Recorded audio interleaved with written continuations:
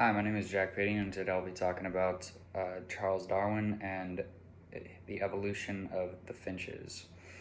Charles Darwin was an English naturalist who forever changed the study of natural science. He lived from 1809 to 1802, and he is considered one of the greatest, most inventive intellects of all time, and easily one of the most important scientists who ever lived. He single-handedly invented the entire theory of evolution, which is now an absolute scientific fact, though at the time it was highly controversial. He outraged his Victorian contemporaries with his theories because he had intellectual boldness to claim that biology, not God, was responsible for the natural world. Darwin researched and promoted many scientific theories, but his most revolutionary and world-changing theory was the theory of evolution. It simply stated that the theory of all life on Earth changes, but is evolved from common ancestry. The way and means in which specific species do change or evolve over time was the foundation of his study.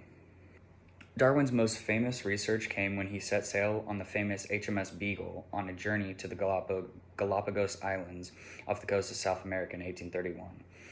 On the Galapagos Islands, he studied all the animals, noticing that they seemed to have evolved differently than their cousins on the mainland.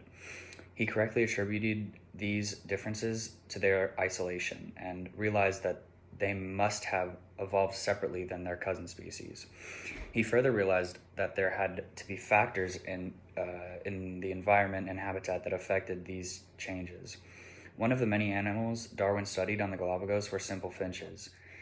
In studying and noticing the differences in these finches, even between the seemingly same species there were on the islands, Darwin discovered the environmental influences that forced these differences and caused the different finch species to change the way they did. Here are 4 of the Galapagos finches that Darwin studied.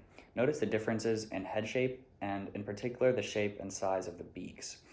By studying the finches carefully, he monitored their behavior and specifically their eating habits. He discovered that what the finches ate directly corresponded to the shape and size of the beaks. For example, finches that ate seeds and small nuts or insects had shorter, stronger beaks, and finches that needed to poke their heads into tiny flowers or plants had narrow and thin beaks. Darwin's theory states that characteristics of a specific species change over the course of generations and that these changes are a direct result of environmental influences. The theory goes on to state that those changes which help the species to survive are maintained in the evolution, while those that do not help it to survive are bred out of the species. This is called the process of natural selection. These simple finches helped prove this theory because their body types actually had to change according to the demands of their environment. These finches showed how natural selection influenced which beaks would help specific finches to survive best, and those changes were kept. Here are more depictions of the differences in Darwin's famous finches. The theory of evolution and natural selection is clearly demonstrated by these changes in the finch's evolution. Modern science takes these theories of evolution, natural selection, and specialization for granted. They have been proven over and over again.